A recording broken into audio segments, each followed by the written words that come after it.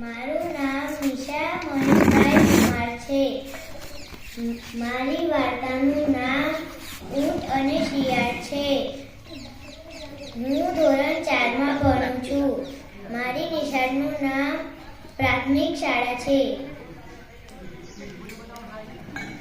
એક સુંદર સરસ મજાનું જંગલ હતું.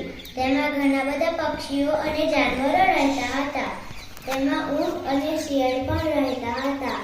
એક દિવસ શિયાળભાઈને તો મીઠી મીઠી શેરડી ખાવાનું મન થાય છે.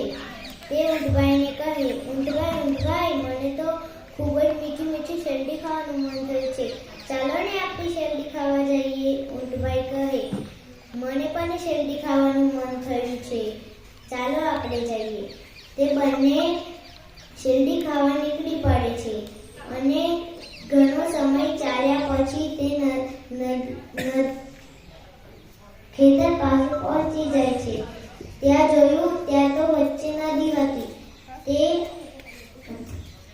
તે ખેતરમાં તો શેરડી મીઠી મીઠી જોઈને તો શિયાળના મોંમાં તો પાણી આવી ગયું. પણ એ ઊંટભાઈને તે કહે કે ઊંટભાઈ, મને તો તરતા નથી આવડતું, તો હું નદીની હેલી પાર કેવી રીતે જઈશ? ઊંટભાઈ કહે, તમે એની ચિંતા ના કરતા, તમે મારી પીઠ પર બેસી જાઓ. આપણે બંને ધીમે ધીમે નદી પાર કરી લઈએ. અને ઊંટભાઈ થોડા નમે છે અને શિયાળભાઈ તેમની પીઠ પર બેસી જાય છે અને બંને ધીમે ધીમે નદી પાર કરવા લાગે છે.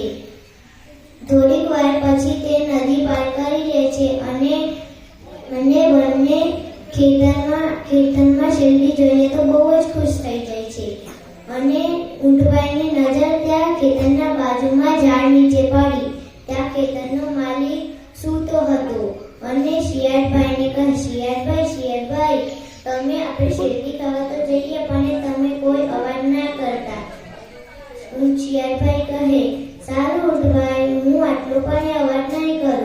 બંને ખેતરમાં પહોંચી જાય છે અને વચ્ચે જઈને ધીમે ધીમે શેરડી ખાવા લાગે છે. થોડીક વાર પછી શિયાળભાઈ તો ડરાઈ જાય છે અને એમ કહે છે, ઊંટભાઈ, મને તો ખૂબ સુંદર ગીતડું ગાવાનું મન થાય છે, તો ગીતડું